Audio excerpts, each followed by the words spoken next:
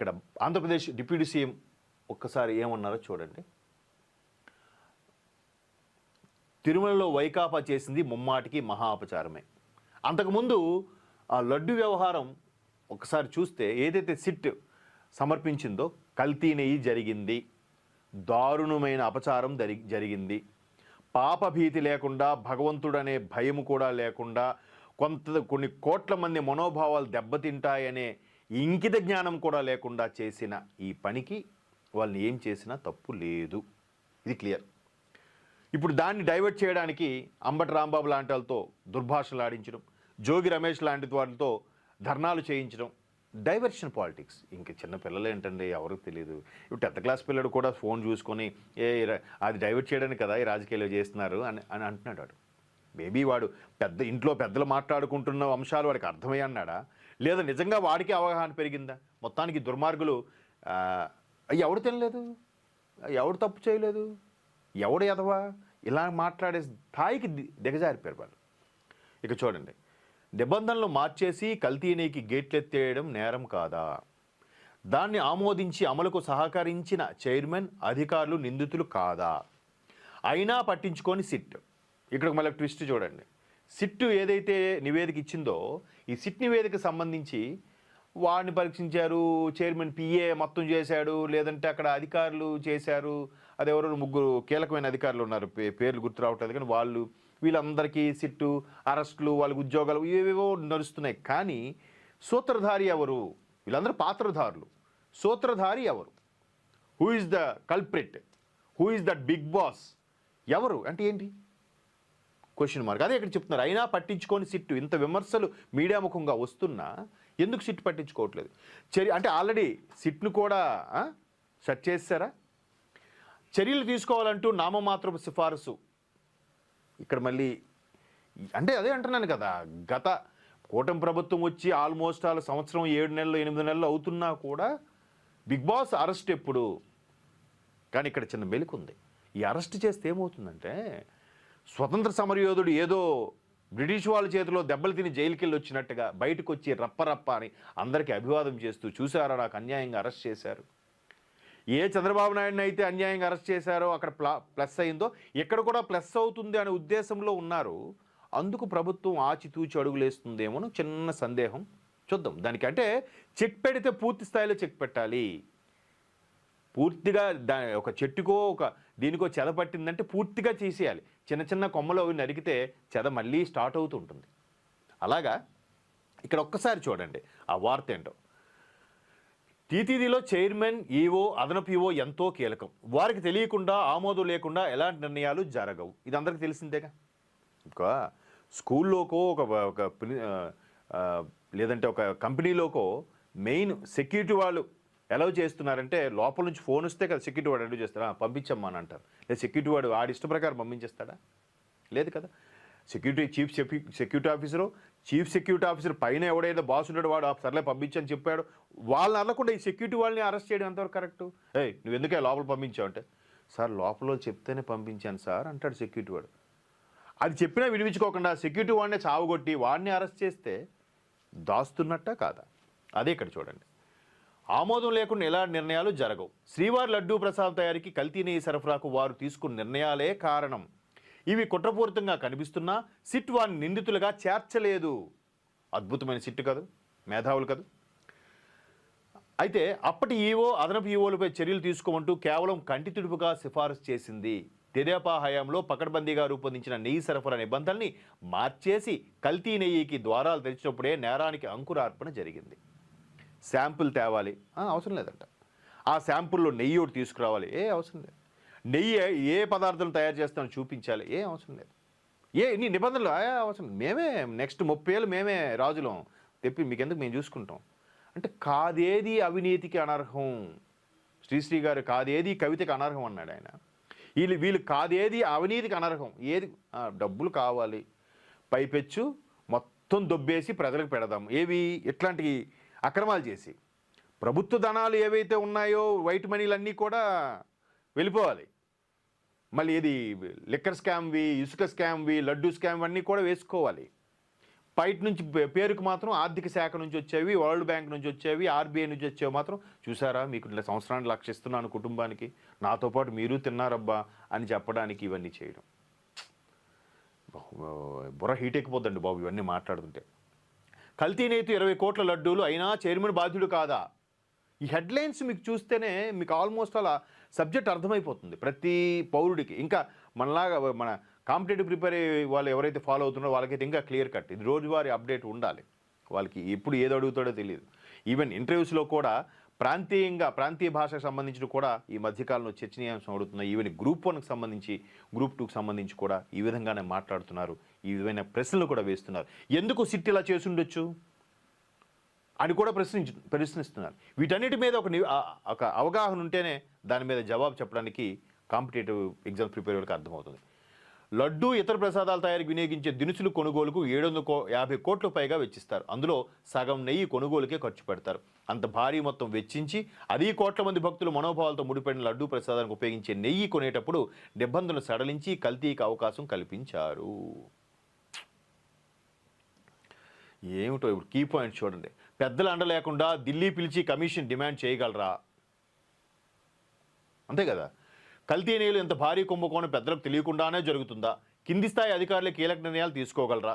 అప్పటి తీతీదే చైర్మన్కి పీఏగా వ్యవహరించిన చిన్నప్పనే సాధారణ ఉద్యోగి ఏటా 100 కోట్ల టర్నౌట్ చేస్తున్న నకిలీ నెయ్యి సరఫరా సంస్థ బోలేబాబా యజమాని ఎవరు అండా లేకుండా ఢిల్లీకి పిలిచి మరీ కమిషన్ డిమాండ్ చేయగలడా?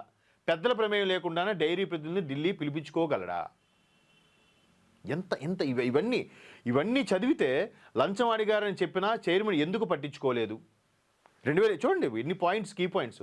2022లో నెయ్యి నమూనాను మైసూరులోని CFTRIకి పంపాలని ఆదేశించిన చైర్మన్ నెయ్యిలో కల్తీ జరిగిందని రిపోర్ట్ వచ్చినా ఎందుకు చర్యలు తీసుకోలేదు? అంటే నామమాత్రంగా రిపోర్ట్లు తీసుకొచ్చి అవునా మేము పంపించాం కదా, మేము దొరకట్లేదు అనే సెన్స్లో చెప్పడానికి.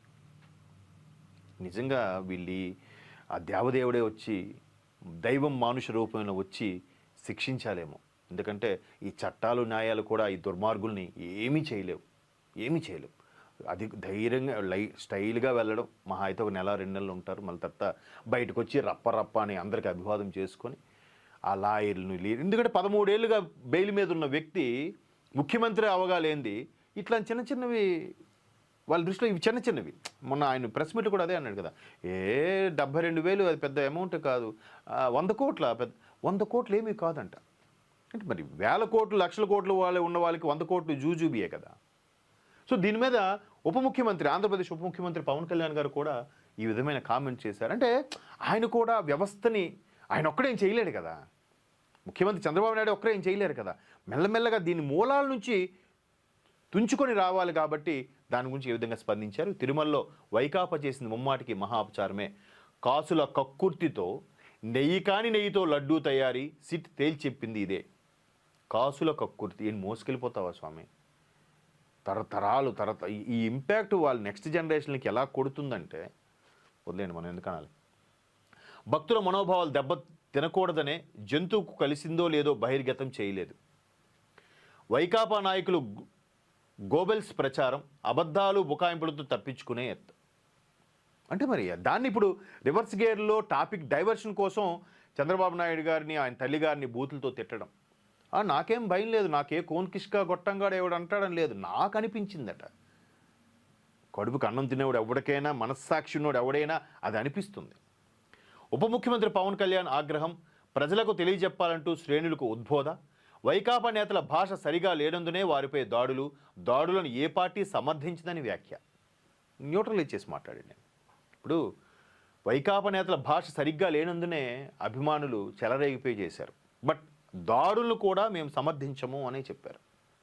ఆయన్ని బయటికి తీసుకొస్తున్నప్పుడు కోర్టుకు రిమాండ్కి సంబంధించినప్పుడు కూడా చుట్టూ ఆ చట్టాలు పట్టుకొని బారికేడ్లు, చిన్న బారికేడ్లు లాంటివి అడ్డు పెట్టుకొని వాళ్ళని తీసుకెళ్ళారు. ఎవడైనా రాళ్ళు టమాటాలు విసురుతారు, గుడ్లు విసురుతారేమో అని భయంకి. మీ హయాంలో అలా జరిగిందా? లేదే. మరికొద్దిగా అటాక్స్ చేయించడం, పోలీసులు కూడా చూసి చూడనట్టు ఉండమని చెప్పడం, ఒక అధికారిని స్పెషల్గా నియమించడం. ఏం కాదు, వాడికి తగిలితే తగలని, మనం మీరు చూస్తూ ఊరుకోండి అంటే సినిమా స్టైల్లో జరిగింది అప్పుడు. ఇప్పుడు అలా కాదు, దాన్ని కూడా వాళ్ళకి కూడా కేసు వేసి అదుపులోకి తీసుకున్నారు.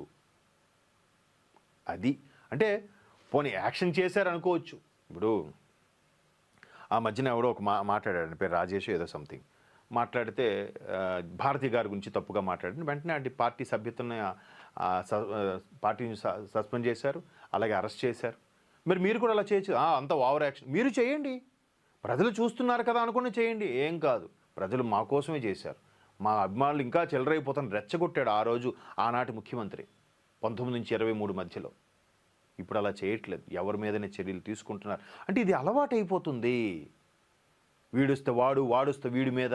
అది కరెక్ట్ కాదు, ఎవరికీ మంచిది కాదు. సో దాడులను ఏ పార్టీ సమర్థించదని వ్యాఖ్యించారు, ఒక ఆవేశంతో చెప్పారు. వైకాపా నాయకులతో వ్యక్తిగత ద్వేషం, వైరం లేవు. వాళ్ళ భాష, నేర స్వభావంతోనే సమస్య. ఇళ్లలోకి వస్తాం, దాడులు చేస్తాం, నరికేస్తామంటూ ఇష్టం వచ్చినట్లు మాట్లాడతారు. అవునా కదా, చూసాం మనం. వాళ్ళ భాష సరిగా లేని కారణంగానే ఈరోజు దాడులు జరుగుతున్నాయి. గవర్నమెంట్ లేనప్పుడు కూడా ఇలాగే విచ్చలుడిగా మాట్లాడితే ఎలాగా? గవర్నమెంట్ ఉన్నప్పుడు అదే పొగరు, అదే అహంకారం, ఇప్పుడు కూడా అదే అహంకారమా? ఆ బోరుగడ్డ ఆయన అయితే అడ్డంగా నరికేస్తా, తండ్రి కొడుకుల్ని 10 నిమిషాలు లేపేస్తా. ఏంటి ఆ పదజాలం, భాష ఏంటి? ఎవడేం చూడ్డు, ఏం చేయరు అనుకుంటున్నాడా ఏంటి? అంటే ఇవన్నీ ఎట్లా ఉంటే సొసైటీని చెడగొట్టేశారని బాధ అనిపిస్తూ ఉంటుంది. అంటే సర్వనాశనం చేసేశారు, ఎవరు తప్పు చేయలేదు, మీ వాళ్ళు చేస్తే కదా చేశారు. ఇప్పటికీ ఇన్ని జరుగుతున్నా వాళ్ళన్న మాటను వదిలేసి టీడీపీ శ్రేణులు దాడులు చేస్తున్నాయి అనే విధంగా రివర్స్లో స్టేటస్లు పెట్టుకునే వాళ్ళు ఉన్నారు. నా గ్రూప్ కొంతమంది ఉన్నారు, స్టేటస్లు మిత్రులే వాళ్ళకి వాడు పైగా బీటెక్ చదువుకున్న వాళ్ళు. మరి వాళ్ళకి కనీస జ్ఞానం ఉందో లేదో, ఏమేనంటే నీకు కూటమి అంటే ఫేవరు కాదురా, జనరలైజ్ చేసి మాట్లాడు, బీపీ తెచ్చుకొని ఆవేశపడిపోతూ ఉంటాడు. సో ఇక్కడ పవన్ కళ్యాణ్ గారు ఈ సందర్భంగా జనసేన శ్రేణులకు ఇంకో మాట కూడా చెప్పారు. టీడీపీ ఇలాగ అటాక్స్ చేస్తుంటే మీరెందుకు మాట్లాడట్లేదు వైకాపా వాళ్ళ మీద? మాట్లాడాలి కదా. మొన్న ఏదైతే మోదీ గారు ఎంపీలకి తేనేటి విందు ఇచ్చిన సందర్భంగా కూటమిలో భాజపా కూడా ఉంది, వైకాపాలు అటాక్ చేస్తుంటే మీరు ఎందుకు స్పందించట్లేదని ఎలాగైతే చురకలు పెట్టారో, ఇక్కడ పవన్ కళ్యాణ్ గారు కూడా అదే మాట ఒకసారి పునరుద్ఘాటించారని చెప్పాలి. మీరు కూడా టీడీపీ మీద కానీ, జనసేన మీద కానీ, భాజపా మీద కానీ, మూడింటి మీద ఎవరి మీద అటాక్ జరిగినా కూటమి మీద అటాక్ జరిగినట్టే, కూటమి ప్రభుత్వం మీద అటాక్ జరిగినట్టే. దానిపై స్పందించి ఖచ్చితంగా మీరు రివర్ట్ కౌంటర్లు ఇవ్వాలి. అది కూడా సంయమనం కోల్పోవద్దని కూడా హెచ్చరించాడు ఆయన. వాళ్ళలాగా బూతులు అమ్మలకి, అక్కలకి, వాళ్ళకి భార్యలకి మీద మాట్లాడడం, అది మనిషి పుట్టుకున్నాడు ఎవడు అలా చేయడు, అలా చేయొద్దని కూడా ఈ సందర్భంగా ఉప ముఖ్యమంత్రి చెప్పారట. ఇది మొత్తానికి బడ్జెట్ సమావేశాల తర్వాత చాలా కొన్ని చేంజెస్ వచ్చాయి. వాణిజ్య ఒప్పందాలు కానీ, అమెరికా కూడా సుంకాలు దిగి రావడం, ఆ తర్వాత సామాన్యుడు అందరికీ డెవలప్ చేయాలని ఒక ప్రాజెక్ట్స్, ఫ్యాక్టరీస్, ఇండస్ట్రీస్ ఆ పరంగానే బడ్జెట్ ప్రవేశపెట్టారు. అంతేగాని వీడికి చిల్లరేద్దాం, వీడికి పావలేద్దాం అలా చేయలేదు. సో అలా చేయనప్పుడు సామాన్యుడికి అర్థం కాదు కాబట్టి విపక్షాలు దాన్ని క్యాష్ చేసుకునే ప్రయత్నం చేస్తున్నాయి. అది కాదు.